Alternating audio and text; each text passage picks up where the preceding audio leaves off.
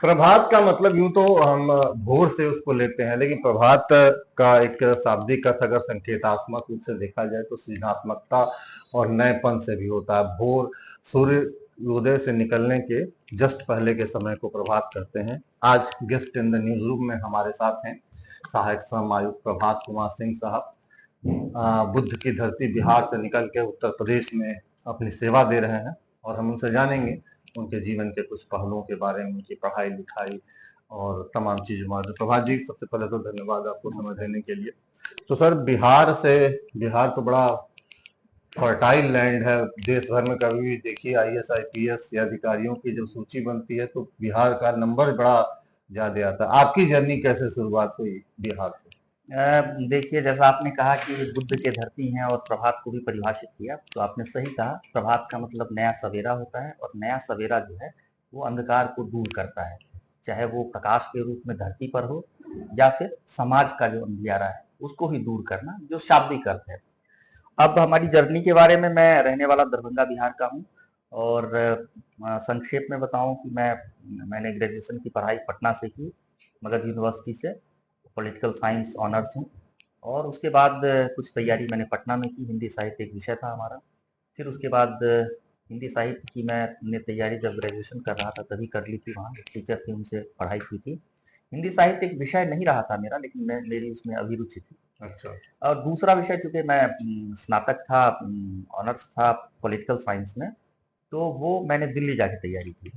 तो फिर दिल्ली गए, दिल्ली में जाके वही मुखर्जी दिल्ली नगर वही के मुखर्जी नगर मुखर्जी वाला। नगर के आसपास का जो एरिया होता है, वहीं जो हम लोग लोअर मिडिल क्लास से थे, सस्ता घर मिल हाँ, जाए और एकोमोडेशन की, आदमी रहने का खाना, जुगाड़ हो कभी जाए, खाने मेस का में जुगाड़ हो खाना जाए, है, कभी टिफिन लग बना जाए लेना आपको। है, चावल दाल सब्जी। पहले बहुत दुबले पतले हुआ हाँ। करते थे तो बहुत दिक्कत नहीं थी।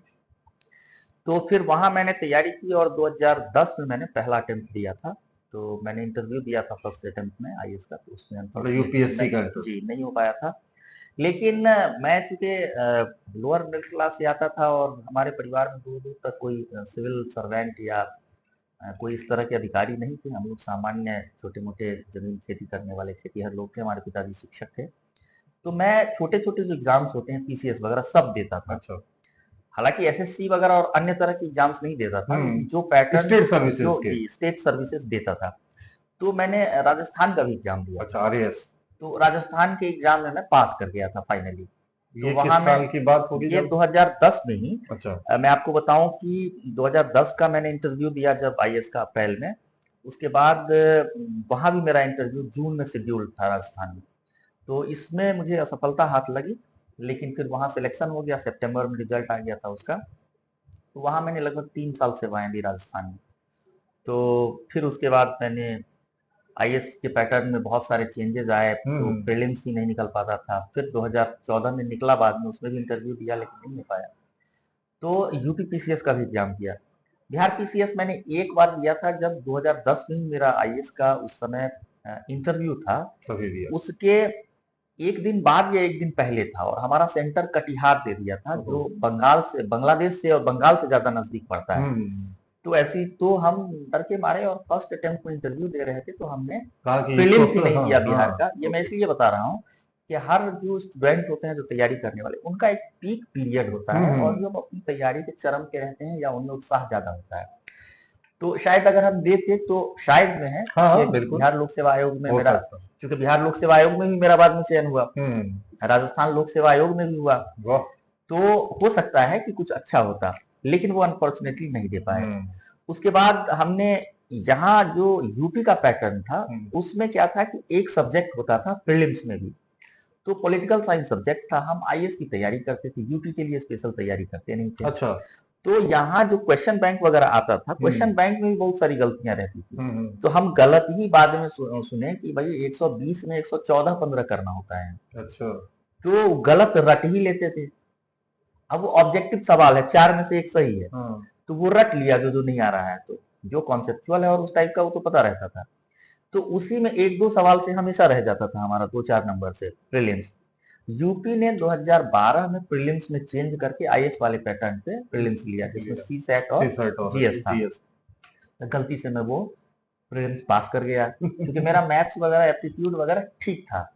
बहुत अच्छा नहीं था, लेकिन चूंकि पहली बार था तो मैं उसमें निकल गया और 275 गया था कट ऑफ, हमारे 276 नंबर थे प्रीलिम्स में।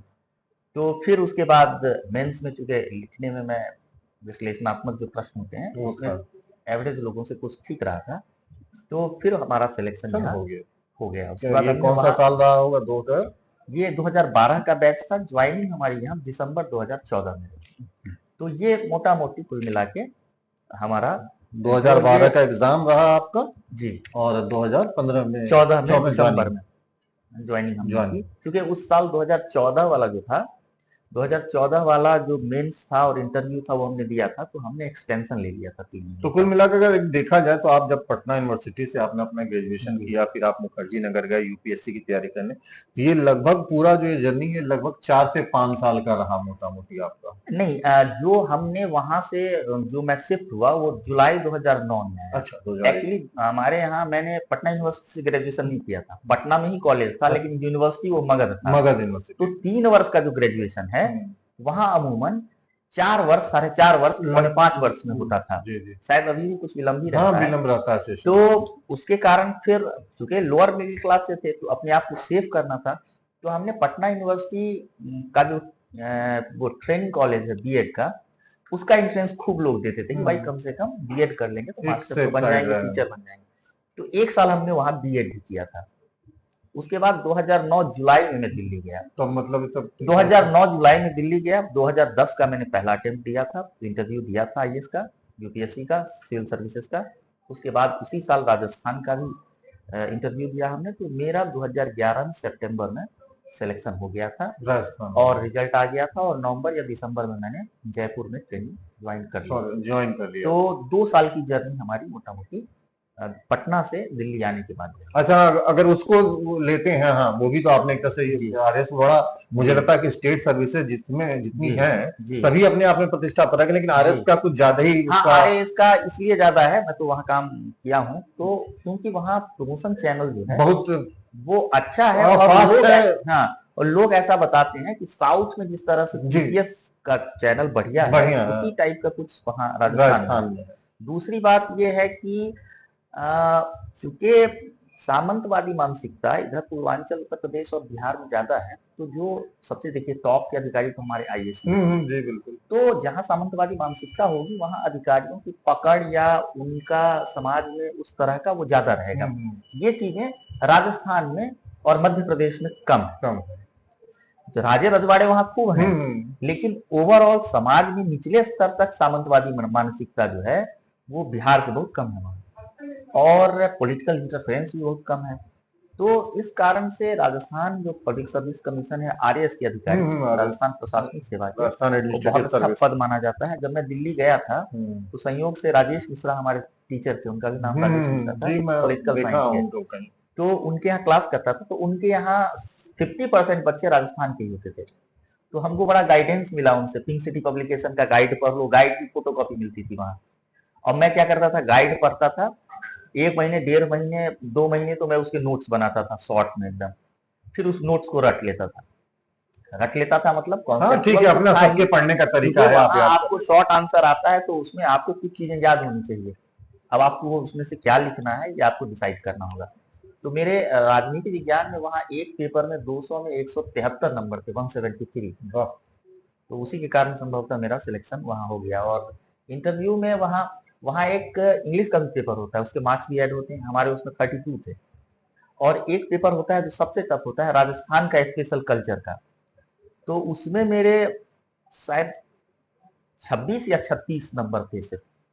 और इंटरव्यू में ऑब्वियस सी बात है कि अगर आप किसी पीसीएस का इंटरव्यू दे रहे हैं राजस्थान, जो कल्चरली पूर्वी राजस्थान पश्चिमी राजस्थान में बहुत अंतर है, पूर्वी राजस्थान वाले को भी पश्चिमी राजस्थान के कल्चर के बारे में बहुत ज्यादा पता नहीं है, और पश्चिमी वाले को पूर्वी वाले के बारे में, तो आपको मार्क्स कम आने की संभावना रहती है, क्योंकि वहां के विषय में उतना ज्यादा जानते चलिए, नहीं। बावजूद इसके ये एक उपलब्धि रही कि आपका उसमें हो हाँ, गया। उसमें जूनियर कॉमर्शियल टैक्स ऑफिसर में मेरा चयन हो गया। यूपी का जर्नी कैसा रहा 2014 में? यूपी का तो कहाँ पहली देखिए, ज्वाइनिंग रही यहाँ आपको? तो ये रहा कि जैसे राजस्थान में थे तो बिहार से राजस्थान बहुत ज्यादा दूर है, वो बिल्कुल और कम्प्लीटली अलग है। कल्चर जो है एकदम अच्छा तो अलग है। था क्योंकि वो पहली मेरी सर्विस थी, लेकिन अब एग्जाम तो देते ही रहते थे, तो यूपी का एग्जाम जब जैसे ही मेरा प्रीलिम्स क्लियर हुआ तो मेरा मेंस भी क्लियर हो गया और इंटरव्यू दिया हमने, तो हमारा सिलेक्शन यहाँ उस वर्ष टोटल 250 या कितने पद आए थे, उसमें से कुछ पद तो प्रवक्ताओं के लिए थे, डाइट वाले।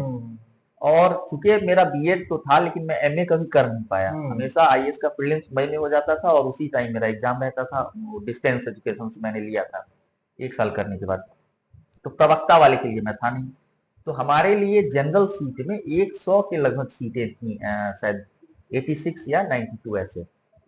तो जिसमें 32 पद एसडीएम के थे और 27 पद डिप्टी एसपी के थे हमारे बैच में।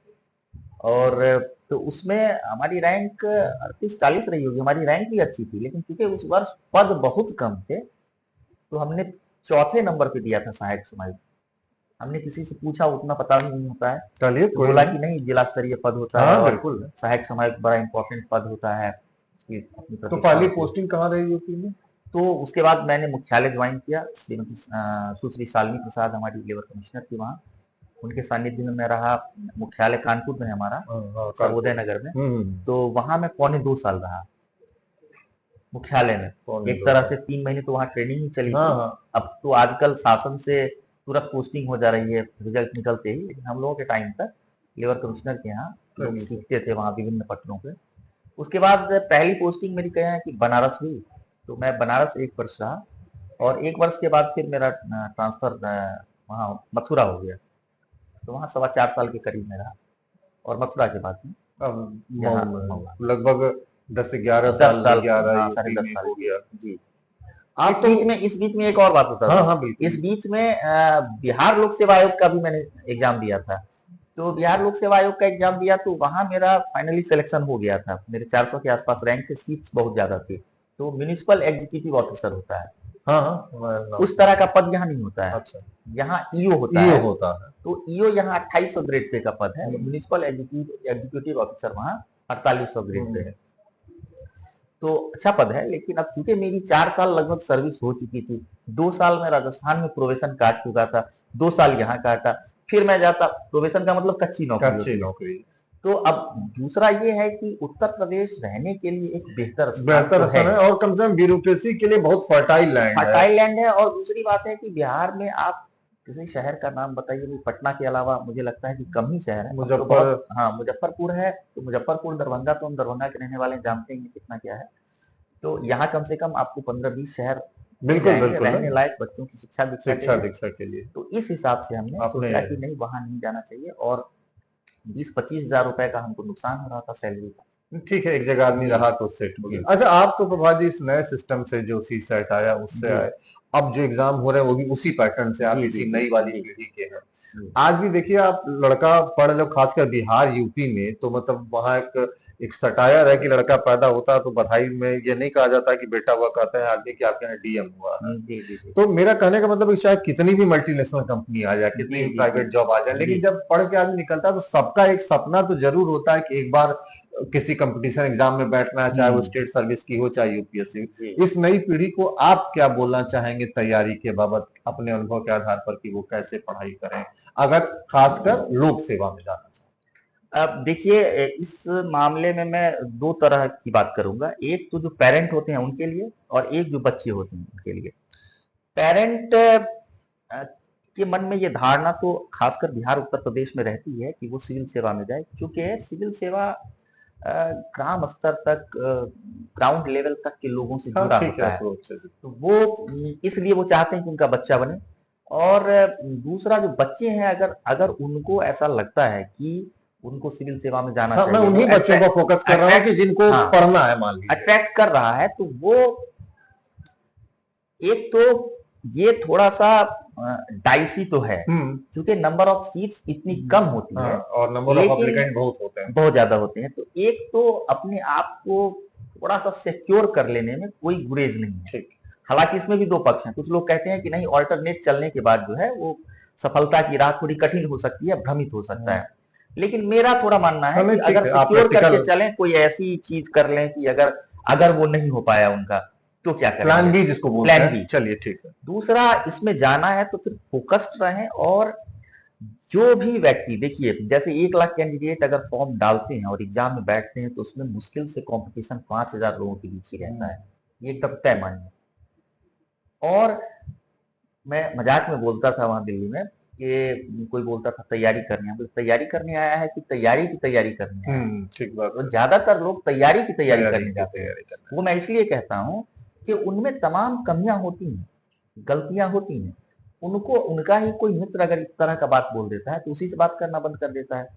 तो सबसे पहले आप में जो कमी है उसको दूर कीजिए, ठीक बात है। और भाषाई स्तर पे और उच्चारण वगैरह तो चलिए जो ठीक जहाँ का है उसके हिसाब से रहेगा, ठीक है। लेकिन भाषाई शुद्धता, अगर आपने बचपन से पढ़ाई की है और आपको ह्रस्व ईकार दीर्घ ईकार ह्रस्व उ दीर्घ उ पता नहीं है, आप तालव्य स्व मूर्धन्य स्व दंत स्व नहीं जान रहे हैं, तो आपको आपको स और श में दिक्कत हो सकता है। जैसे बिहार के लोग जो है वो स को श बोल ठीक है, देते हैं, पढ़ाई को लेके मतलब ये है लेकिन कि उनको आपको कॉन्सेप्चुअली ये सब चीजें जाननी चाहिए और ये सब 4, 5, 6 में पढ़ाया जाता है।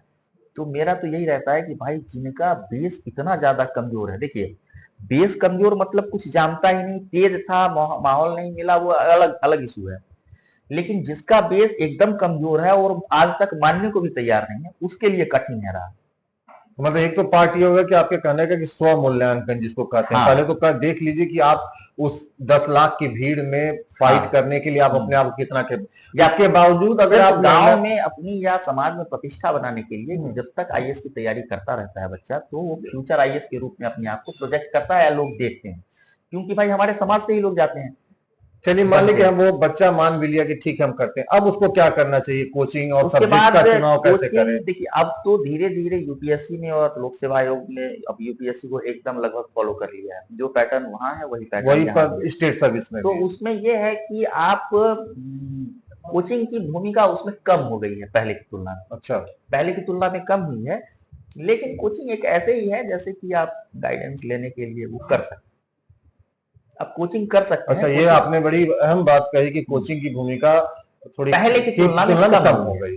कोचिंग एक ऐसे ही हो गया कि जैसे आप कोई व्यक्ति क्रिकेट खेलना चाहता है, तो अगर वो किसी कोच का सहारा लेगा तो वो कम समय में ज्यादा बेहतर टेक्निक सीख सकता है करना।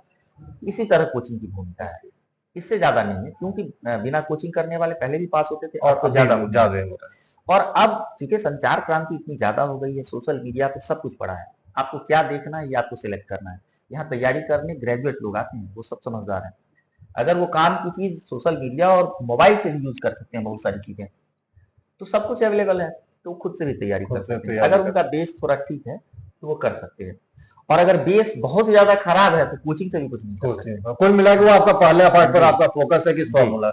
अच्छा एक इस सेगमेंट का एक आखिरी एक चीज बड़ी इसको लेके बहस भी है और तमाम जगहों पर यह कि भाषा को लेके कि क्या अंग्रेजी वालों के लिए कुछ प्राथमिकता तो नहीं कहेंगे, क्या कुछ स्मूथ है क्या यूपीएससी? अब मैं इसको ये एकदम बहुत कॉमन सवाल है और एक ये लगातार चर्चा का विषय रहता है, इसमें ये हो रहा है, ये हो रहा है हिंदी माध्यम वालों के साथ, ठीक है।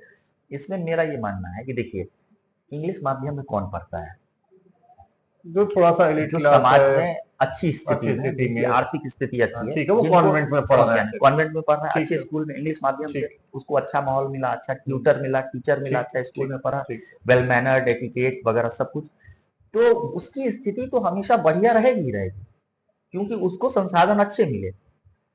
दूसरी बात, जैसे हिंदी माध्यम वाले हैं, कमोवेश अब हमारे जनरेशन के बाद और हमारे जनरेशन के जो है, हिंदी माध्यम में कौन पढ़ा, जो लोअर मिडिल क्लास या मिडिल क्लास था, मिडिल क्लास, तो थोड़ा सा ये अंतर है। लेकिन अब आपको ये भी बता दें कि आप उसमें भी अलग से देखिए, आप कह रहे हैं कि आप हिंदी माध्यम से हैं और हिंदी के विषय में ही, भाषा के विषय में आपकी जानकारी बहुत कम है। ये भी बात सही। मैंने कई लोगों को सुना है बोलते हुए छोटी स बड़ी स, तो हमने बोला एक तीसरा स होता है, वो मझला स हुआ क्या? और वो व्यक्ति हिंदी माध्यम का था और हिंदी साहित्य एक सब्जेक्ट था और उसका अधीनस्थ लोक सेवा आयोग के थ्रू चयन हो जाता है अधिकारी के रूप में। तो इस तरह की चीजें, जो अगर भाषा आप तमिल के हैं, तेलुगु के हैं, कन्नड़ के हैं, हिंदी के हैं, भाषा आपकी अच्छी है। भाषा से एक प्रॉब्लम ये लोग बताते हैं जैसे कि आप जो रेफरेंस बुक है वो अंग्रेजी में बढ़िया है, हिंदी में कम है, जैसे लक्ष्मीकांत की क्या। अब मैं आपको बता दे रहा हूँ, अब पहले हिंदी माध्यम में अच्छे बुक्स और नोट्स अवेलेबल नहीं थे, लेकिन ये 15 साल पुरानी बात हो गई। अच्छा। हम लोगों के जमाने से वो चीजें हिंदी में अवेलेबल होने लगी थी। और लक्ष्मीकांत की बुक हिंदी में भी अच्छी है, ठीक है, हिंदी थोड़ी क्लिष्ट है, तो क्लिष्ट है तो आप भाई, आपके पास वही ऑप्शन है ना, आप शुरू से वही पढ़ते रहे, तो क्लिष्ट क्यों है तो फिर आपके लिए वही वही एक जो समस्या रहती है, जो आप जिस विषय पे जाना चाहते हैं, कि जो सी सेट का पेपर होता है उसमें मुख्य रूप से, या कोई भी पेपर, वो इंग्लिश में सेट किया जाता है और हिंदी में उसका अनुवाद अच्छा नहीं होता है। यूपीएससी ने पहले से अनुवाद वगैरह बहुत बढ़िया किया है, लेकिन कॉम्प्रीहेंशन, जिसमें कॉम्प्रीहेंशन को पढ़ के क्वेश्चन का आंसर करना है, वो इंग्लिश में सेट होगा और उसका हिंदी में रूपांतरण करके किसी भी आदमी को दिया जाएगा, तो उसमें सही होने की संभावनाएं कम हो जाती है, क्योंकि उसका वो लिटरली अनुवाद होता है, उसका जो भाव है उसका अंतरण नहीं हो पाता उसमें। तो ये समस्या तो हम झेले हैं, लगातार झेले, लेकिन अब वो चीजें नहीं है, अब पहले से कम काफी है। और बेहतर है। के पेपर को क्वालिफाइंग कर दिया गया ना, पहले उसके मार्क्स के आधार पे मेरिट बनती थी, अब उसको मेरिट में जुड़ता नहीं, अब सिर्फ वो आपको क्वालिफाइंग 30%, 33% लाना है, तो वो चीजें बस नहीं क्वालिफाई। पीसीएस में भी और उसमें भी। तो कुल मिला के ये उतनी बड़ी बात कुल मिला के ये है कि हिंदी माध्यम वाले अपनी जो कमियां हैं उसको दूर करें, और इंग्लिश माध्यम वालों के प्रति अनावश्यक वो भी ना पालें कि उनको बहुत ज्यादा वो वरीयता दी जाती है। मैं हिंदी माध्यम में, मैं हिंदी में बात करता हूँ, जो हमारे सामने अंग्रेजी में बात करते हैं, मैं कभी नहीं वो अपने आप को वो निम्न स्तर का फील करता हूँ। हाँ। ये तो हमारी मानसिकता होनी चाहिए नहीं, भाई, हमारी नहीं, मेरा फुल फोकस था कि क्या मेटरलिस्टिक चीजों में भी मैटर करता, तो जैसा आपने बताया कि अब वो स्थिति नहीं रह गई, अब सारे जगह आपको इस बोलते हैं कि मतलब अब सारे मैटर अवेलेबल हैं, हिंदी में भी है, है, और हिंदी में कोई समस्या नहीं है पहले वाली। सर आपने बड़े ही व्यवहारिक पहलू से सारी बातें बताई। वैसे जैसे एक होता है कि किताबी ढर्रे पर सब कुछ बता देना, एक और चीज बता दूं अब आपसे, चूंकि एकदम वो जैसे हम लोग आपस में बात करते हाँ हैं, बिल्कुल ऐसे, यही प्रैक्टिकल यही चीज। तो क्या है कि जो बच्चे वहां तैयारी करने जाते हैं, दिल्ली में हो या इलाहाबाद में हो, तो वो एक चीज करते क्या है कि दूसरों को सर्टिफिकेट देने लगते हैं कि जैसे वो टीचर बहुत अच्छे हैं, बहुत खराब हैं, फिर आपस में डिस्कशन वगैरह। हमारा बार बार यही कहना रहता है कि आप अपनी जो कमियां हैं उसको दूर कीजिए, जो आपको रिसोर्स मिला है, जो आपके सामने अवेलेबल है, उसका जितना बेस्ट यूज कर सकते हैं वो आप उतना कीजिए आप।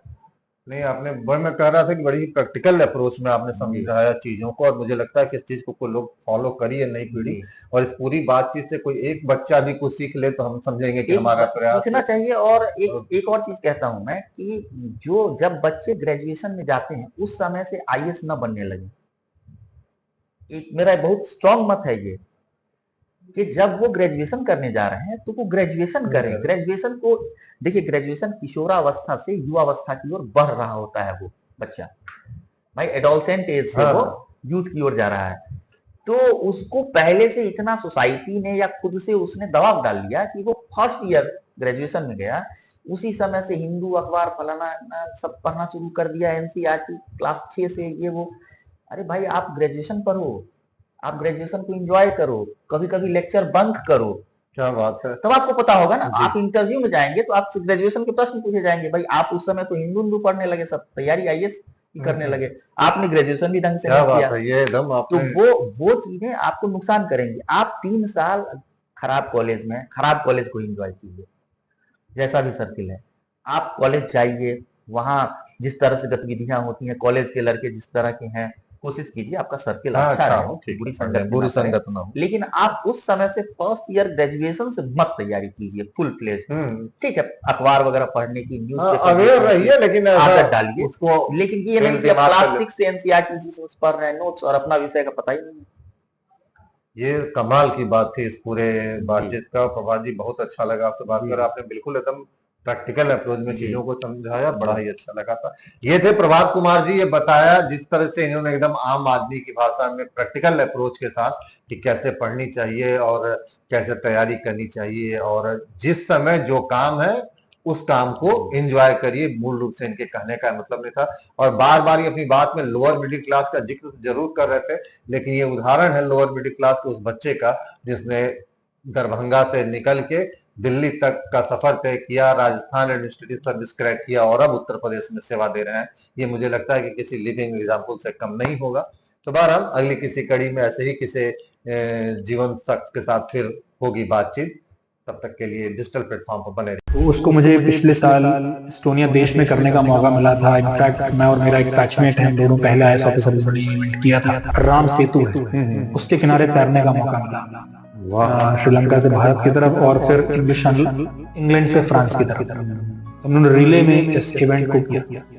अपने नाम के मतलब को चरितार्थ करते हुए कर्तव्य पथ पर अग्रसर युवा आईएएस अधिकारी अभिनव गोपाल एक बाकमाल इंसान हैं।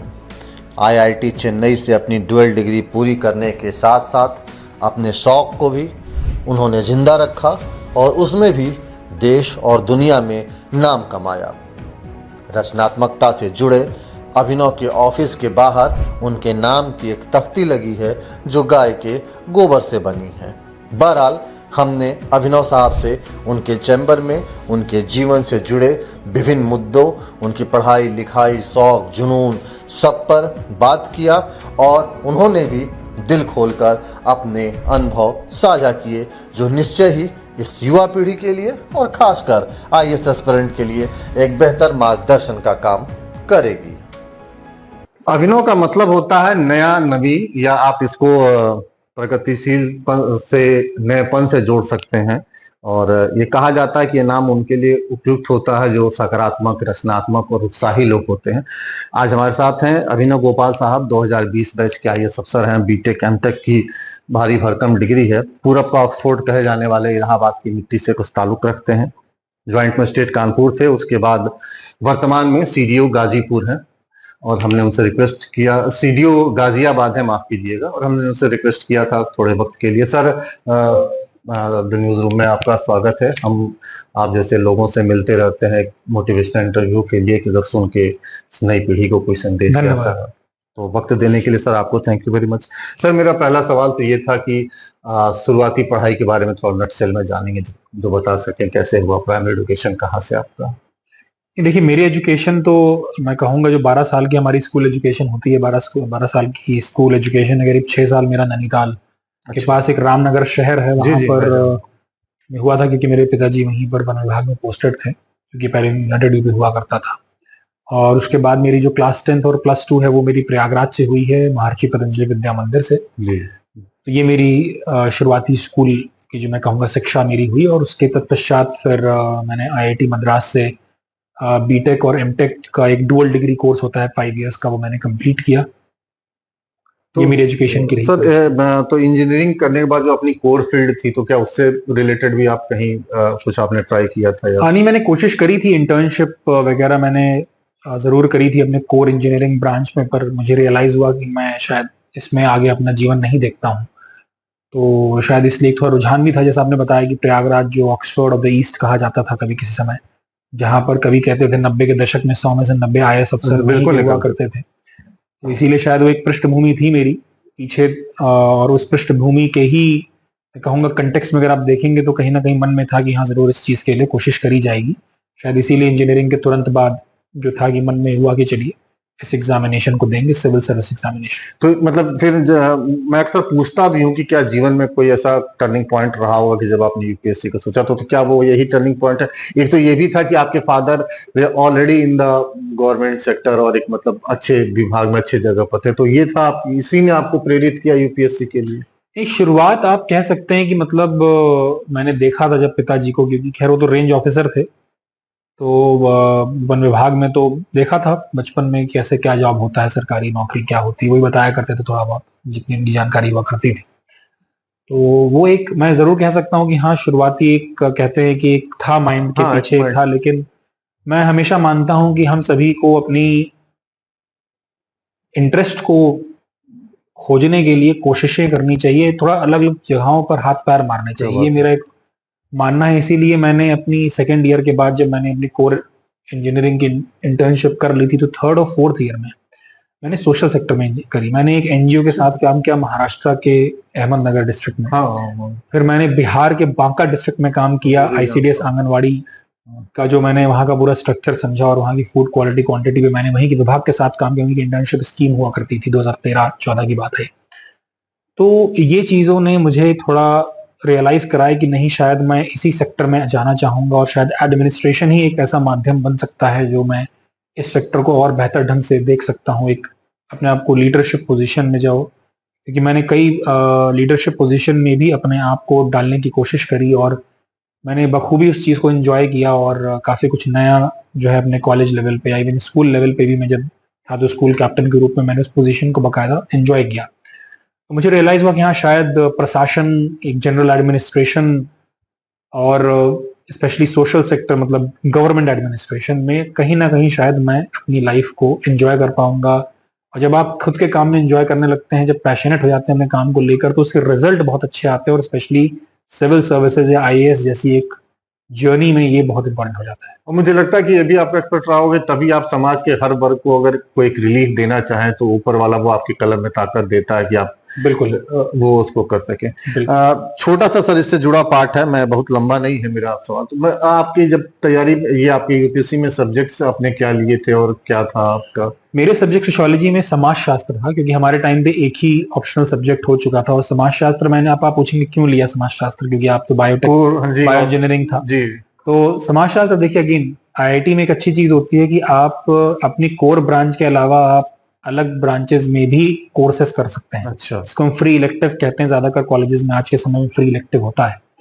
मेरे अंदर एक जिज्ञासा थी कि सोशियोलॉजी क्या है, तो मैंने वहाँ ह्यूमैनिटीज का हमारा डिपार्टमेंट हुआ करता है, I heard it. तो उस ह्यूमैनिटीज के डिपार्टमेंट मैंने कई कोर्सेज किए थे फ्री इलेक्टिव के नाम पर। मैंने इंडियन फ्रीडम स्ट्रगल का भी कोर्स किया था और सोशियोलॉजी मैंने आउट ऑफ इंटरेस्ट लिया, देखें क्या होता है।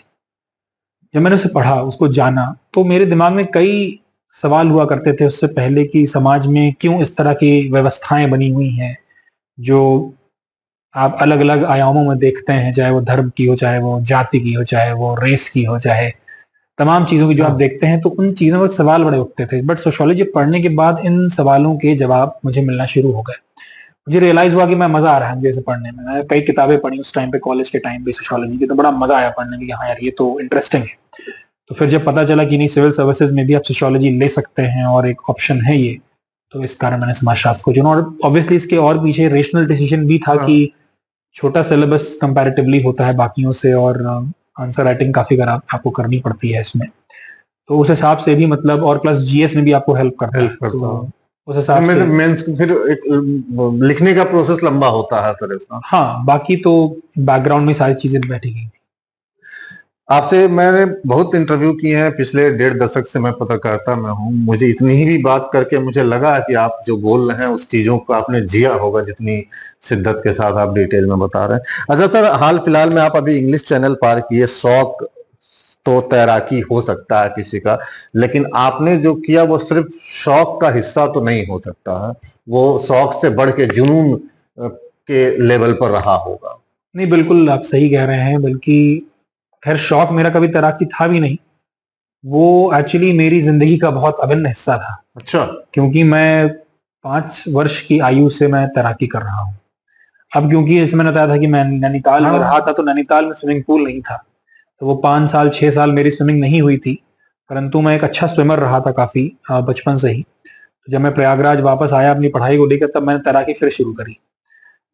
तो क्योंकि बैकग्राउंड बहुत स्ट्रांग था बचपन से, तो बहुत ज्यादा मुझे मेहनत नहीं लगी फिर से अपने आप को पिकअप करने में।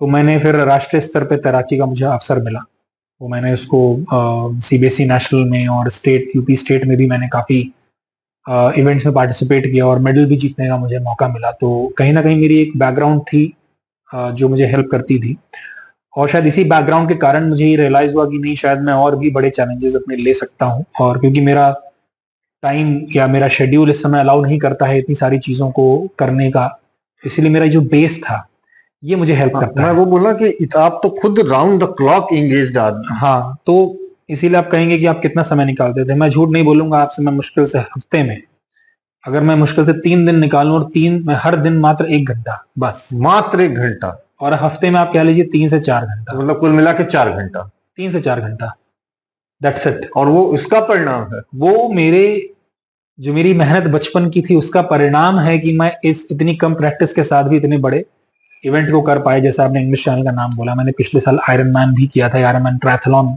करके एक इवेंट होता है जिसमें आपको तैराकी, साइकिलिंग और रनिंग करनी होती है, 3 चीज होती है। तो उसमें आपको 4 किलोमीटर स्विम करना होता है, 180 किलोमीटर साइकिलिंग करनी होती है और फिर 42 किलोमीटर रनिंग करनी होती है। इससे 16 घंटे रिलेटेड के एक अंदर पिक्चर देना भी होता आई थी, मैंने भी है। देखा। बिल्कुल, अभी अनुपम खेर जी की अनुपम बहुत खेर जी अच्छी का आई थी, तो उसी को डिपिक्ट करती थी।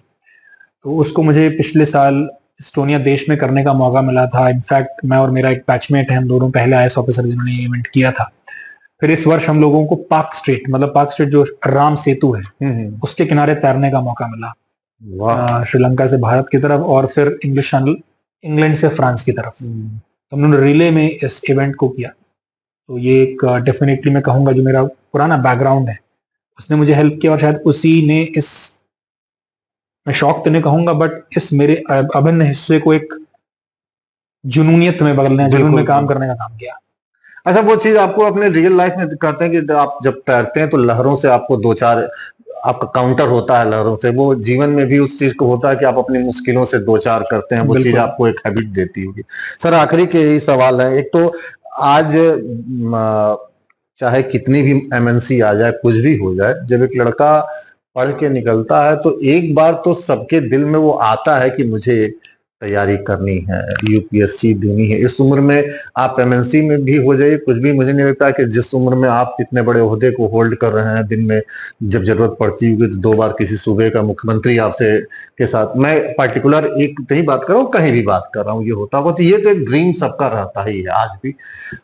इस नई पीढ़ी में और इस बदले हुए कोर्स के साथ, चूंकि आप इस नए सेटअप से आपने क्वालिफाई किया है, प्रॉपर आईएएस में, तो आप इस नई पीढ़ी को क्या बोलेंगे, क्या तैयारी के लिए कुछ बोल पाएंगे? नहीं, बल्कि मैं पहले थोड़ा, मैं आपसे थोड़ा मैं डिफर करना चाहूंगा कि मतलब इसको बिल्कुल मन में ना रखें।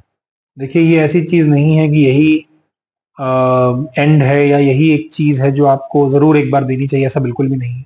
ये पूर्णतः आपके इंटरेस्ट पे डिपेंड करता है। और देखिए, आपके समय में शायद 2 या 3 ऑप्शन हुआ करते थे, हमारे समय में शायद 4 या 5 ऑप्शन होगा, बट आज के समय में अनगिनत अपॉर्चुनिटीज, हर क्षेत्र में अपॉर्चुनिटीज है। जहां आपका मन है, चाहे वो पत्रकारिता हो सकता है, चाहे वो कल्चर हो सकता है, चाहे वो डांस हो सकता है, वो खेल हो सकता है, अपॉर्चुनिटीज बहुत है। जहां आपका मन है, जहां आपका पैशन लाई करता है, जहां आप पूरी दृढ़ता के साथ, पूरे जोशो मैं कहूंगा जोश के साथ और पूरी एनर्जी के साथ, मतलब मन से, पूर्ण मनोयोग से आप जिस चीज में आप करना चाहें काम उसी में करें। हाँ, नहीं, ठीक तो है मैं सर। इस चीज को मैं जरूर करना चाहूंगा। जो अगर ये करना तो चाहे बिल्कुल, तो इसीलिए जो करना चाहते हैं, ठीक है, एनालाइज कर लें पहले आप।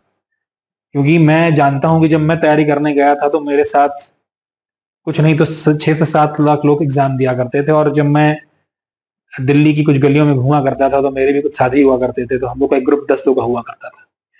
मैं उतना ही, क्योंकि मैं उससे ज्यादा मैं बोल भी नहीं पाऊंगा, मेरा एक्सपीरियंस उन 10 लोगों के साथ ही था। उन 10 लोगों में से 2 लोग आईएएस बन पाए, एक स्टेट सर्विस में रहा, और एक खुद का एनजीओ चला रहा है बहुत अच्छा, और एक बहुत अच्छा बिजनेसमैन बन चुका है। कुछ लोग कहीं ना कहीं और कुछ काम कर रहे हैं।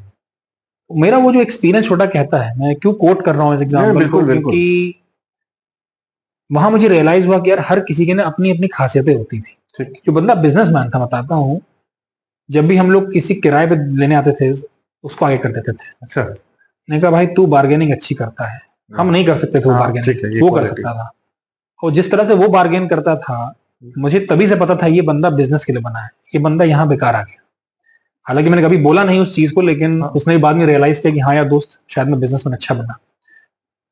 एक बंदा जो एनजीओ में था, वो मुझसे ज्यादा मेहनत करता था, मुझसे ज्यादा डबल पढ़ता था, बट उसका एक सामाजिक कार्यों में उसकी एक रुचि थी, जो एक तरह से वो लोगों से बात करना, उनसे कनेक्ट बनाना, वो एक अलग था। मतलब वो मैं उस तरह से मैं भी नहीं कर सकता, जितनी ऊर्जा से वो लोगों से कनेक्ट करता है, जितनी वो, मैं कहूंगा कि कंपैशन से वो नीचे लोगों को देखता है। मतलब वो बड़ा एक मुझे लगता था ये बंदा यार एनजीओ बहुत अच्छा काम है, वही कर रहा है। तो ये चीज मैं क्यों कह रहा हूं कि आप सभी को अपने अपनी जो स्ट्रेंथ्स हैं वो आपको जानने की आवश्यकता है। आप सीधे मत कूद जाए कि नहीं यार मैंने सोचा हुआ था, चलो मैं ट्राई कर लेता हूँ। लेकिन क्योंकि मैंने इसलिए बताई, पहले ही कहानी मैंने इसलिए बताई आपको, क्योंकि मैं भी सीधे कूदा नहीं, अंधाधुंध, अंधा नहीं कूदा मैं।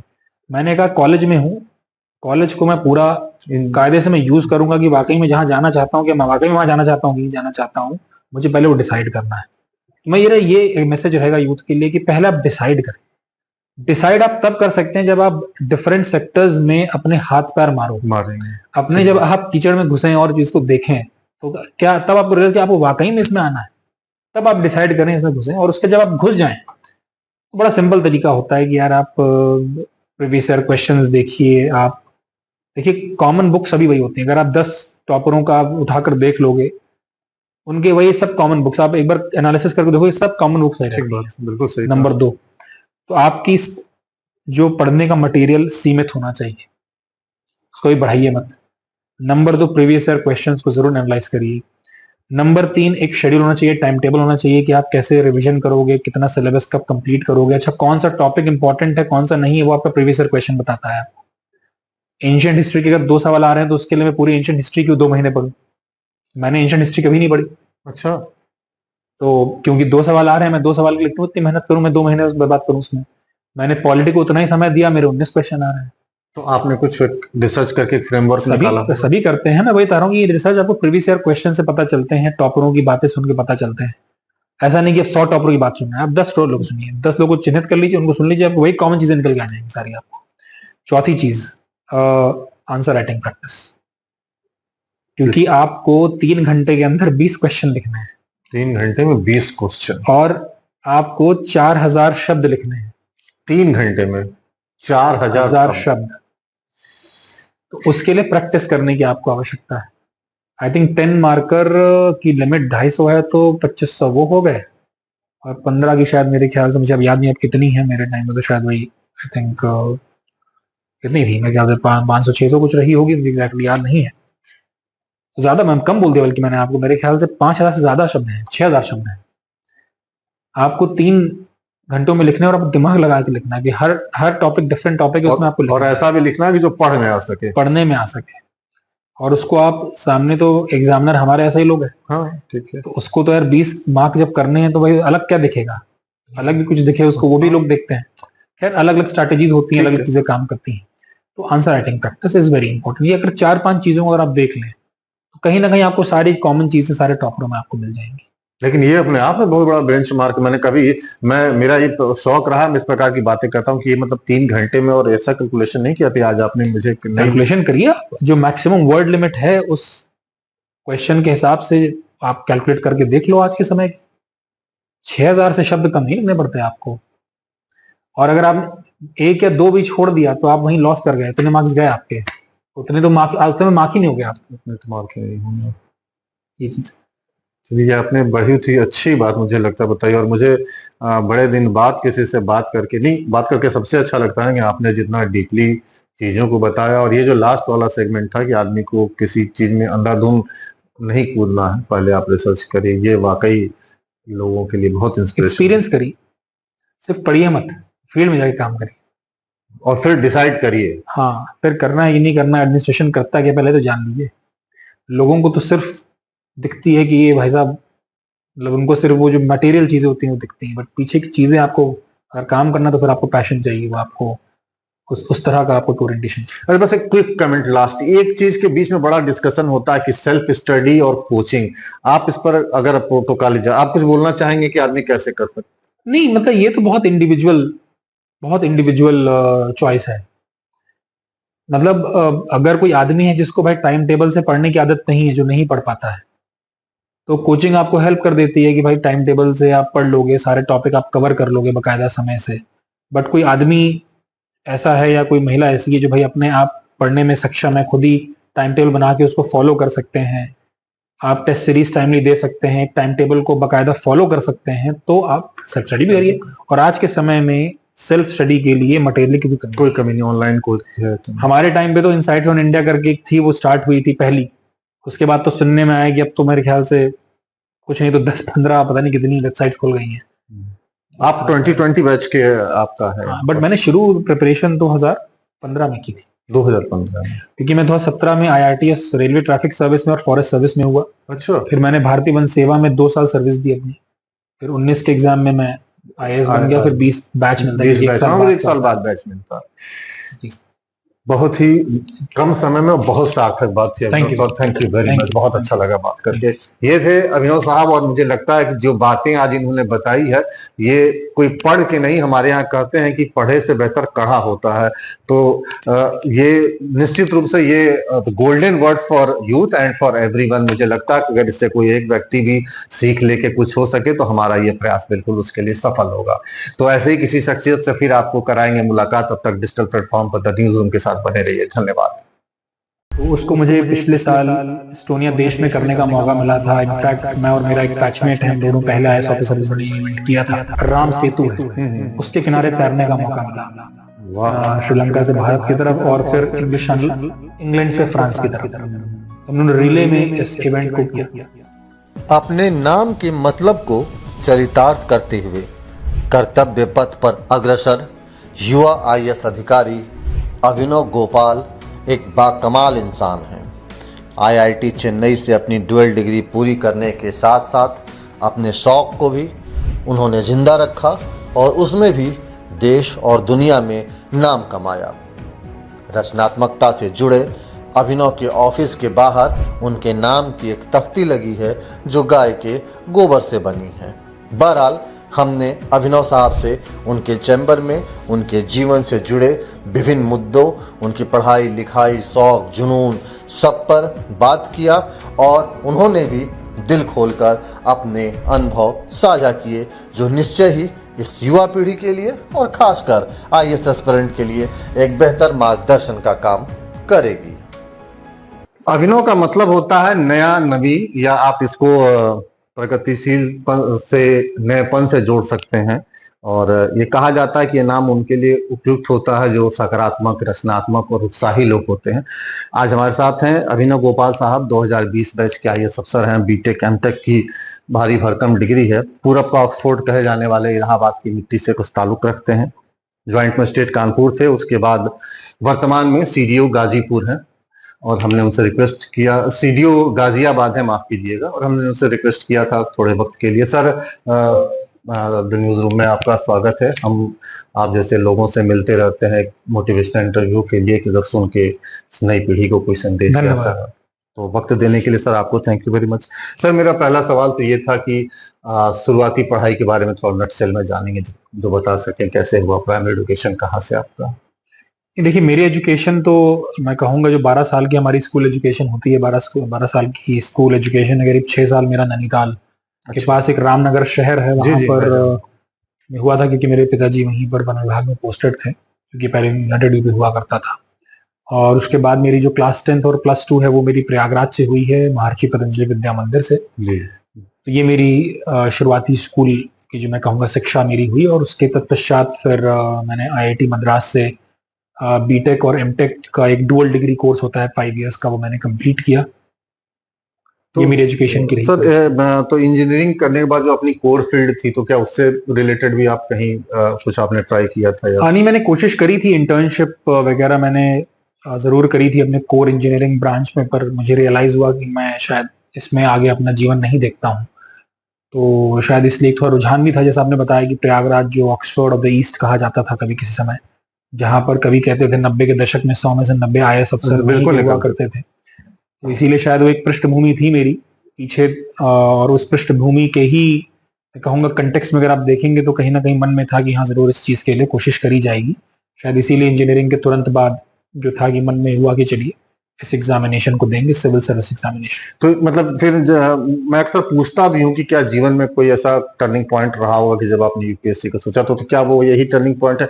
एक तो ये भी था कि आपके father already in the government sector और एक मतलब अच्छे विभाग में अच्छे जगह पर थे, तो ये था इसी ने आपको प्रेरित किया यूपीएससी के लिए? शुरुआत आप कह सकते हैं कि मतलब मैंने देखा था जब पिताजी को, क्योंकि खैर वो तो रेंज ऑफिसर थे, तो वन विभाग में तो देखा था बचपन में कैसे क्या जॉब होता है, सरकारी नौकरी क्या होती है, वही बताया करते थे थोड़ा बहुत जितनी उनकी जानकारी हुआ करती थी।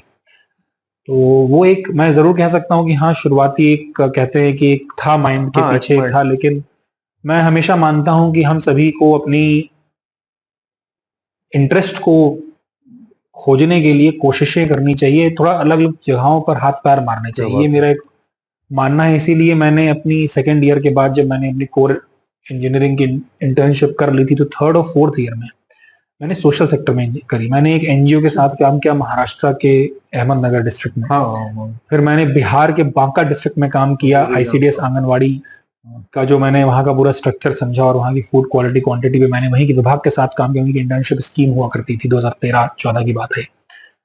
तो ये चीज़ों ने मुझे थोड़ा रियलाइज कराया कि नहीं, शायद मैं इसी सेक्टर में जाना चाहूँगा और शायद एडमिनिस्ट्रेशन ही एक ऐसा माध्यम बन सकता है जो मैं इस सेक्टर को और बेहतर ढंग से देख सकता हूँ, एक अपने आप को लीडरशिप पोजीशन में जाओ। क्योंकि मैंने कई लीडरशिप पोजीशन में भी अपने आप को डालने की कोशिश करी और मैंने बखूबी उस चीज़ को एंजॉय किया और काफ़ी कुछ नया जो है अपने कॉलेज लेवल पे या इवन स्कूल लेवल पे भी मैं जब था तो स्कूल कैप्टन के रूप में मैंने उस पोजीशन को बाकायदा एंजॉय किया। तो मुझे रियलाइज हुआ कि हाँ, शायद प्रशासन, एक जनरल एडमिनिस्ट्रेशन और स्पेशली सोशल सेक्टर मतलब गवर्नमेंट एडमिनिस्ट्रेशन में कहीं ना कहीं शायद मैं अपनी लाइफ को एंजॉय कर पाऊंगा। और जब आप खुद के काम में एंजॉय करने लगते हैं, जब पैशनेट हो जाते हैं अपने काम को लेकर, तो उसके रिजल्ट बहुत अच्छे आते हैं और स्पेशली सिविल सर्विसेज या आईएएस जैसी एक जर्नी में ये बहुत इंपॉर्टेंट हो जाता है। और मुझे लगता है कि यदि आप एक्सपर्ट रहोगे तभी आप समाज के हर वर्ग को अगर कोई एक रिलीफ देना चाहें तो ऊपर वाला वो आपकी कलम में ताकत देता है कि आप बिल्कुल वो उसको कर सके।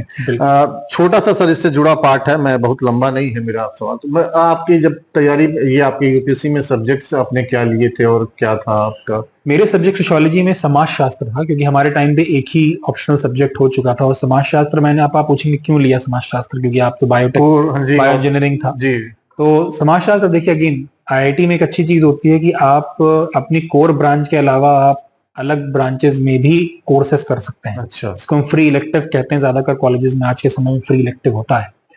मेरे अंदर एक जिज्ञासा थी कि सोशियोलॉजी क्या है, तो मैंने वहाँ ह्यूमैनिटीज का हमारा डिपार्टमेंट हुआ करता है, I heard it. तो उस ह्यूमैनिटीज के डिपार्टमेंट मैंने कई कोर्सेज किए थे फ्री इलेक्टिव के नाम पर। मैंने इंडियन फ्रीडम स्ट्रगल का भी कोर्स किया था और सोशियोलॉजी मैंने आउट ऑफ इंटरेस्ट लिया, देखें क्या होता है। जब मैंने उसे पढ़ा, उसको जाना, तो मेरे दिमाग में कई सवाल हुआ करते थे उससे पहले कि समाज में क्यों इस तरह की व्यवस्थाएं बनी हुई हैं जो आप अलग अलग आयामों में देखते हैं, चाहे वो धर्म की हो, चाहे वो जाति की हो, चाहे वो रेस की हो, चाहे तमाम चीजों की जो आप देखते हैं, तो उन चीजों पर सवाल बड़े उठते थे। बट सोशियोलॉजी पढ़ने के बाद इन सवालों के जवाब मुझे मिलना शुरू हो गए। मुझे रियलाइज हुआ कि मैं मजा आ रहा है मुझे इसे पढ़ने में। मैंने कई किताबें पढ़ी उस टाइम पे, कॉलेज के टाइम पे सोशियोलॉजी की, तो बड़ा मजा आया पढ़ने में कि हाँ यार ये तो इंटरेस्टिंग है। तो फिर जब पता चला कि नहीं, सिविल सर्विसेज में भी आप सोशियोलॉजी ले सकते हैं और एक ऑप्शन है ये, तो इस कारण मैंने समाजशास्त्र को चुना। और ऑब्वियसली इसके और पीछे रेशनल डिसीजन भी था कि छोटा सिलेबस कंपैरेटिवली होता है बाकियों से और आंसर राइटिंग काफी आपको करनी पड़ती है इसमें, तो उस हिसाब से भी मतलब, और प्लस जीएस में भी आपको हेल्प करता है, तो उस हिसाब से मेंस फिर एक लिखने का प्रोसेस लंबा होता है फिर इसका। हाँ, बाकी तो बैकग्राउंड में सारी चीजें बैठी गई थी। आपसे मैंने बहुत इंटरव्यू किए हैं, पिछले 1.5 दशक से मैं पत्रकारिता में हूँ। मुझे इतनी ही भी बात करके मुझे लगा कि आप जो बोल रहे हैं उस चीजों को आपने जिया होगा, जितनी शिद्दत के साथ आप डिटेल में बता रहे हैं। अच्छा सर, हाल फिलहाल में आप अभी इंग्लिश चैनल पार किए। शौक तो तैराकी हो सकता है किसी का, लेकिन आपने जो किया वो सिर्फ शौक का हिस्सा तो नहीं हो सकता है, वो शौक से बढ़ के जुनून के लेवल पर रहा होगा। नहीं, बिल्कुल आप सही कह रहे हैं। बल्कि खैर शौक मेरा कभी तैराकी था भी नहीं, वो एक्चुअली मेरी जिंदगी का बहुत अभिन्न हिस्सा था। अच्छा। क्योंकि मैं 5 वर्ष की आयु से मैं तैराकी कर रहा हूँ। अब क्योंकि जैसे मैंने बताया था कि मैं नैनीताल में रहा था, तो नैनीताल में स्विमिंग पूल नहीं था, तो वो 5 साल 6 साल मेरी स्विमिंग नहीं हुई थी। परंतु मैं एक अच्छा स्विमर रहा था काफी बचपन से ही। जब मैं प्रयागराज वापस आया अपनी पढ़ाई को लेकर, तब मैंने तैराकी फिर शुरू करी। तो क्योंकि बैकग्राउंड बहुत स्ट्रांग था बचपन से, तो बहुत ज्यादा मुझे मेहनत नहीं लगी फिर से अपने आप को पिकअप करने में। तो मैंने फिर राष्ट्रीय स्तर पे तैराकी का मुझे अवसर मिला, तो मैंने उसको सीबीएसई नेशनल में और स्टेट, यूपी स्टेट में भी मैंने काफी इवेंट्स में पार्टिसिपेट किया और मेडल भी जीतने का मुझे मौका मिला। तो कहीं ना कहीं मेरी एक बैकग्राउंड थी जो मुझे हेल्प करती थी, और शायद इसी बैकग्राउंड के कारण मुझे ये रियलाइज हुआ कि नहीं, शायद मैं और भी बड़े चैलेंजेस अपने ले सकता हूँ। और क्योंकि मेरा टाइम या मेरा शेड्यूल इस समय अलाउ नहीं करता है इतनी सारी चीजों को करने का, इसीलिए मेरा जो बेस था ये मुझे हेल्प करता है। मैं वो बोला कि आप तो खुद राउंड द क्लॉक एंगेज्ड आदमी। हाँ, तो इसीलिए आप कहेंगे कि आप कितना समय निकालते थे। मैं झूठ नहीं बोलूंगा आपसे, मैं मुश्किल से हफ्ते में, अगर मैं मुश्किल से 3 दिन निकालूं, और मैं हर दिन मात्र 1 घंटा, बस मात्र 1 घंटा, और हफ्ते में आप कह लीजिए 3 से 4 घंटा, मतलब कुल मिला के 4 घंटा। 3 से 4 घंटा, दैट्स इट। और वो इसका परिणाम है। वो जो मेरी मेहनत बचपन की थी उसका परिणाम है कि मैं इस इतनी कम प्रैक्टिस के साथ भी इतने बड़े इवेंट को कर पाए। जैसे आपने इंग्लिश चैनल का नाम बोला, मैंने पिछले साल आयरन मैन भी किया था। आयरन मैन ट्रायथलॉन करके एक इवेंट होता है जिसमें आपको तैराकी, साइकिलिंग और रनिंग करनी होती है, तीन चीज होती है। तो उसमें आपको 4 किलोमीटर स्विम करना होता है, 180 किलोमीटर साइकिलिंग करनी होती है और फिर 42 किलोमीटर रनिंग करनी होती है। इससे 16 घंटे रिलेटेड के एक अंदर पिक्चर देना भी होता आई है। थी, मैंने अभी देखी। बिल्कुल, अभी अनुपम खेर जी की अनुपम बहुत खेर जी अच्छी का, आई थी, तो उसी को डिपिक्ट करती थी। तो उसको मुझे पिछले साल एस्टोनिया देश में करने का मौका मिला था। इनफैक्ट मैं और मेरा एक बैचमेट है, हम दोनों पहले आईएएस ऑफिसर जिन्होंने ये इवेंट किया था। फिर इस वर्ष हम लोगों को पार्क स्ट्रीट, मतलब पार्क स्ट्रीट जो राम सेतु है उसके किनारे तैरने का मौका मिला, वाह। श्रीलंका से भारत की तरफ और फिर इंग्लिश चैनल इंग्लैंड से फ्रांस की तरफ। तो हमने रिले में इस इवेंट को किया। तो ये एक डेफिनेटली मैं कहूंगा जो मेरा पुराना बैकग्राउंड है उसने मुझे हेल्प किया, और शायद उसी ने इस, मैं शौक तो नहीं कहूंगा, बट इस मेरे अभिन्न हिस्से को एक जुनूनियत में बदलने, जुनून में काम करने का काम किया। अच्छा, वो चीज आपको अपने रियल लाइफ में कहते हैं कि आप जब तैरते हैं तो लहरों से आपको दो चार, आपका काउंटर होता है लहरों से, वो जीवन में भी उस चीज को होता है कि आप अपनी मुश्किलों से दो चार करते हैं, वो चीज आपको एक हैबिट देती होगी। सर, आखिरी के यही सवाल है। एक तो आज चाहे कितनी भी एमएनसी आ जाए, कुछ भी हो जाए, जब एक लड़का पढ़ के निकलता है तो एक बार तो सबके दिल में वो आता है कि मुझे तैयारी करनी है, यूपीएससी देनी है। इस उम्र में आप एमएनसी में भी हो जाइए, कुछ भी, मुझे नहीं लगता कि जिस उम्र में आप इतने बड़े ओहदे को होल्ड कर रहे हैं, दिन में जब जरूरत पड़ती होगी तो 2 बार किसी सूबे का मुख्यमंत्री आपसे के साथ, मैं पर्टिकुलर एक नहीं बात कर रहा हूँ, कहीं भी बात कर रहा हूँ, ये होता होगा। तो ये तो एक ड्रीम सबका रहता ही है आज भी। इस नई पीढ़ी में और इस बदले हुए कोर्स के साथ, चूंकि आप इस नए सेटअप से आपने क्वालिफाई किया है, प्रॉपर आईएएस है, तो आप इस नई पीढ़ी को क्या बोलेंगे?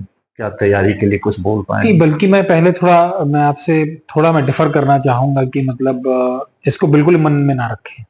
देखिए, ये ऐसी चीज नहीं है कि यही एंड है या यही एक चीज है जो आपको जरूर एक बार देनी चाहिए, ऐसा बिल्कुल भी नहीं है। ये पूर्णतः आपके इंटरेस्ट पर डिपेंड करता है। और देखिए, आपके समय में शायद 2 या 3 ऑप्शन हुआ करते थे, हमारे समय में शायद 4 या 5 ऑप्शन होगा, बट आज के समय में अनगिनत अपॉर्चुनिटीज, हर क्षेत्र में अपॉर्चुनिटीज है।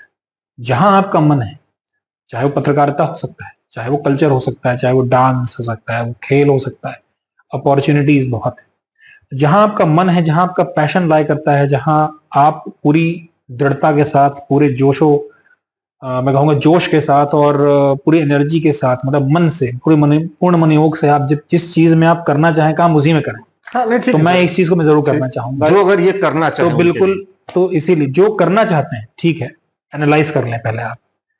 क्योंकि मैं जानता हूं कि जब मैं तैयारी करने गया था तो मेरे साथ कुछ नहीं तो 6 से 7 लाख लोग एग्जाम दिया करते थे, और जब मैं दिल्ली की कुछ गलियों में घूमा करता था तो मेरे भी कुछ साथी हुआ करते थे, तो हम लोग का एक ग्रुप 10 लोग का हुआ करता था। मैं उतना ही, क्योंकि मैं उससे ज्यादा मैं बोल भी नहीं पाऊंगा, मेरा एक्सपीरियंस उन 10 लोगों के साथ ही था। उन 10 लोगों में से 2 लोग आईएएस बन पाए, एक स्टेट सर्विस में रहा, और एक खुद का एनजीओ चला रहा है बहुत अच्छा, और एक बहुत बड़ा अच्छा बिजनेसमैन बन चुका है। कुछ लोग कहीं ना कहीं और कुछ काम कर रहे हैं।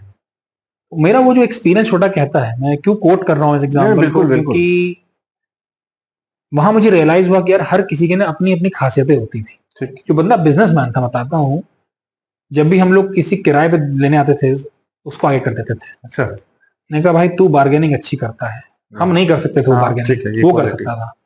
और जिस तरह से वो बार्गेन करता था, मुझे तभी से पता था ये बंदा बिजनेस के लिए बना है, ये बंदा यहाँ बेकार आ गया। हालांकि मैंने कभी बोला नहीं उस चीज को, लेकिन उसने बाद में रियलाइज किया कि हाँ यार दोस्त, शायद मैं बिजनेस में अच्छा बना। एक बंदा जो एनजीओ में था, वो मुझसे ज्यादा मेहनत करता था, मुझसे ज्यादा डबल पढ़ता था, बट उसका एक सामाजिक कार्यों में उसकी एक रुचि थी, जो एक तरह से वो लोगों से बात करना, उनसे कनेक्ट बनाना, वो एक अलग था। मतलब वो मैं उस तरह से मैं भी नहीं कर सकता, जितनी ऊर्जा से वो लोगों से कनेक्ट करता है, जितनी वो, मैं कहूंगा कि कंपैशन से वो नीचे लोगों को देखता है। मतलब वो बड़ा एक मुझे लगता था ये बंदा यार एनजीओ बहुत अच्छा काम था, वही कर रहा है। तो ये चीज मैं क्यों कह रहा हूं कि आप सभी को अपने अपनी जो स्ट्रेंथ्स हैं वो आपको जानने की आवश्यकता है। आप सीधे मत कूद जाए कि नहीं यार मैंने सोचा हुआ था, चलो मैं ट्राई कर लेता हूँ।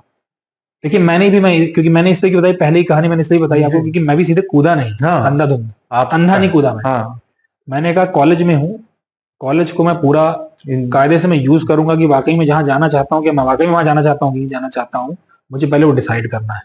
मैं ये एक मैसेज रहेगा यूथ के लिए कि पहले आप डिसाइड करें। डिसाइड आप तब कर सकते हैं जब आप डिफरेंट सेक्टर्स में अपने हाथ पैर मारेंगे। अपने जब आप कीचड़ में घुसे और इसको देखें तो क्या तब आपको रियलाइज कि आपको वाकई में इसमें आना है, तब आप डिसाइड करें इसमें घुसें। और उसके जब आप घुस जाएं तो बड़ा सिंपल तरीका होता है कि यार आप प्रीवियस ईयर क्वेश्चंस देखिए। आप देखिए कॉमन बुक सभी वही होती हैं। अगर आप 10 टॉपरों का आप उठाकर देख लोगे, उनके वही सब कॉमन बुक्स, आप एक बार एनालिसिस करके देखो, ये सब कॉमन बुक्स है। ठीक बात, बिल्कुल सही। नंबर 2, तो आपकी जो पढ़ने का मटेरियल सीमित होना चाहिए, उसको भी बढ़ाइए मत। नंबर 2, प्रीवियस ईयर क्वेश्चंस को जरूर एनालाइज करिए। नंबर 3, एक शेड्यूल होना चाहिए, टाइम टेबल होना चाहिए कि आप कैसे रिवीजन करोगे, कितना सिलेबस कब कंप्लीट करोगे। अच्छा, कौन सा टॉपिक इंपॉर्टेंट है, कौन सा नहीं है, वो आपका प्रीवियस ईयर क्वेश्चन बताता है। एंशिएंट हिस्ट्री के अगर 2 सवाल आ रहे हैं तो उसके लिए मैं पूरी एंशिएंट हिस्ट्री क्यों 2 महीने पढ़ूं? मैंने एंशिएंट हिस्ट्री कभी नहीं पढ़ी। अच्छा, तो क्योंकि 2 सवाल आ रहे हैं, मैं 2 सवाल के लिए क्यों इतनी मेहनत करूं, मैं 2 महीने बर्बाद करूं उसमें। मैंने पॉलिटी को उतना ही समय दिया, मेरे 19 क्वेश्चन आ रहे हैं। तो आपने कुछ रिसर्च करके एक फ्रेमवर्क निकाला होगा। सभी करते हैं, मैं वही बता रहा हूँ कि रिसर्च आपको प्रीवियस ईयर क्वेश्चन से पता चलते हैं, टॉपरों की बातें सुन के पता चलते हैं। ऐसा नहीं कि आप 100 टॉपरों की बात सुन रहे हैं, आप 10 लोग सुनिए, 10 लोगों को चिन्हित कर लीजिए, उनको सुन लीजिए, आपको वही कॉमन चीजें निकल के आ जाएंगी सारी आपको। चौथी चीज, आंसर राइटिंग प्रैक्टिस, क्योंकि आपको 3 घंटे के अंदर 20 क्वेश्चन लिखने हैं। 3 घंटे में 20 क्वेश्चन और आपको 4000 शब्द लिखने हैं। 3 घंटे में 4000 शब्द। तो उसके लिए प्रैक्टिस करने की आपको आवश्यकता है। आई थिंक 10 मार्कर की लिमिट 250 है, तो 2500 वो हो गए, और 15 की शायद, मेरे ख्याल से, मुझे अब याद नहीं अब कितनी है, मेरे टाइम में तो शायद वही आई थिंक कितनी थी, मेरे ख्याल से 500 600 कुछ रही होगी, मुझे एग्जैक्टली याद नहीं है। ज्यादा मैं कम बोल दिया बल्कि मैंने आपको, मेरे ख्याल से 5000 से ज्यादा शब्द हैं, 6000 शब्द हैं। आपको 3 घंटों में लिखना है, और आपको दिमाग लगा के लिखना है कि हर टॉपिक डिफरेंट टॉपिक है, उसमें आपको और ऐसा भी लिखना है कि जो पढ़ने में आ सके। और उसको आप सामने, तो एग्जामिनर हमारे ऐसे ही लोग हैं। हाँ, ठीक है। तो उसको तो यार 20 मार्क जब करने हैं तो भाई अलग क्या दिखेगा, अलग भी कुछ दिखे उसको, वो भी लोग देखते हैं। खैर, अलग अलग स्ट्रैटेजीज होती हैं, अलग अलग चीजें काम करती हैं। तो answer writing practice is very important. ये अगर 4-5 चीजों को अगर आप देख लें तो कहीं ना कहीं आपको सारी कॉमन चीजें सारे टॉपरों में आपको मिल जाएंगी। लेकिन ये अपने आप में बहुत बड़ा बेंचमार्क। मेरा ये शौक रहा, मैं इस प्रकार की बातें करता हूँ कि ये मतलब 3 घंटे में, और ऐसा कैलकुलेशन नहीं किया था आज आपने मुझे। कैलकुलेशन करिए, जो मैक्सिमम वर्ड लिमिट है उस क्वेश्चन के हिसाब से आप कैलकुलेट करके देख लो। आज के समय 6000 से शब्द कम ही लिखने पड़ते हैं आपको। और अगर आप 1 या 2 भी छोड़ दिया तो आप वहीं लॉस कर गए, इतने मार्क्स गए आपके, उतने मार्क ही नहीं हो गया आपको। उतने तो मार्क नहीं होंगे। ये चीज, चलिए, आपने बड़ी ही अच्छी बात मुझे लगता है बताई। और मुझे बड़े दिन बाद किसी से बात करके सबसे अच्छा लगता है कि आपने जितना डीपली चीजों को बताया। और ये जो लास्ट वाला सेगमेंट था कि आदमी को किसी चीज में अंधाधुंध नहीं कूदना है, पहले आप रिसर्च करिए, ये वाकई लोगों के लिए बहुत एक्सपीरियंस करिए, सिर्फ पढ़िए मत, फील्ड में जाके काम करिए और फिर डिसाइड करिए। हाँ, फिर करना है कि नहीं करना, एडमिनिस्ट्रेशन करता है क्या पहले तो जान लीजिए। लोगों को तो सिर्फ दिखती है कि ये भाई साहब, मतलब उनको सिर्फ वो जो मटेरियल चीजें होती हैं वो दिखती हैं, बट पीछे की चीजें आपको अगर काम करना तो फिर आपको पैशन चाहिए, वो आपको उस तरह का आपको ओरिएंटेशन। अरे बस एक क्विक कमेंट लास्ट, एक चीज के बीच में बड़ा डिस्कशन होता है कि सेल्फ स्टडी और कोचिंग। आप इस पर अगर प्रोटोकॉल आप कुछ बोलना चाहेंगे कि आदमी कैसे कर सकते? नहीं, मतलब ये तो बहुत इंडिविजुअल चॉइस है। मतलब अगर कोई आदमी है जिसको भाई टाइम टेबल से पढ़ने की आदत नहीं है, जो नहीं पढ़ पाता है, तो कोचिंग आपको हेल्प कर देती है कि भाई टाइम टेबल से आप पढ़ लोगे, सारे टॉपिक आप कवर कर लोगे बकायदा समय से। बट कोई आदमी ऐसा है या कोई महिला ऐसी है जो भाई अपने आप पढ़ने में सक्षम है, खुद ही टाइम टेबल बना के उसको फॉलो कर सकते हैं, आप टेस्ट सीरीज टाइमली दे सकते हैं, टाइम टेबल को बकायदा फॉलो कर सकते हैं, तो आप सेल्फ स्टडी भी करिए। और आज के समय में सेल्फ स्टडी के लिए मटेरियल की भी कोई कमी नहीं, ऑनलाइन कोर्स है। हमारे टाइम पे तो इनसाइट्स ऑन इंडिया करके एक थी, वो स्टार्ट हुई थी पहली। उसके बाद तो सुनने में आया कि अब तो मेरे ख्याल से कुछ नहीं तो 10-15 पता नहीं कितनी वेबसाइट्स खुल गई हैं। आप 2020 बैच के आपका है? बट मैंने शुरू प्रिपरेशन 2015 में की थी। 2015 में। क्योंकि मैं 2017 में IRTS रेलवे ट्रैफिक सर्विस में और फॉरेस्ट सर्विस में हुआ। अच्छा, फिर मैंने भारतीय वन सेवा में 2 साल सर्विस दी अपनी। फिर 19 के एग्जाम में मैं IAS बन गया। फिर 20 बैच मिलता है, 20 एक बैच, साल हाँ, बाद एक साल का। बाद बैच मिलता है। बहुत ही कम समय में बहुत सार्थक बात थी Thank you. Abhinav, thank you very Thank much, you. बहुत अच्छा लगा बात करके। ये थे अभिनव साहब, और मुझे लगता है कि जो बातें आज इन्होंने बताई है, ये कोई पढ़ के नहीं, हमारे यहाँ कहते हैं कि पढ़े से बेहतर कहा होता है। तो ये निश्चित रूप से ये golden words for youth and for everyone. मुझे लगता है कि अगर इससे कोई एक व्यक्ति भी सीख लेके कुछ हो सके तो हमारा ये प्रयास बिल्कुल उसके लिए सफल होगा। तो ऐसे ही किसी शख्सियत से फिर आपको कराएंगे मुलाकात। तब तक डिजिटल प्लेटफॉर्म पर द न्यूज़ रूम के साथ बने रहिए। धन्यवाद।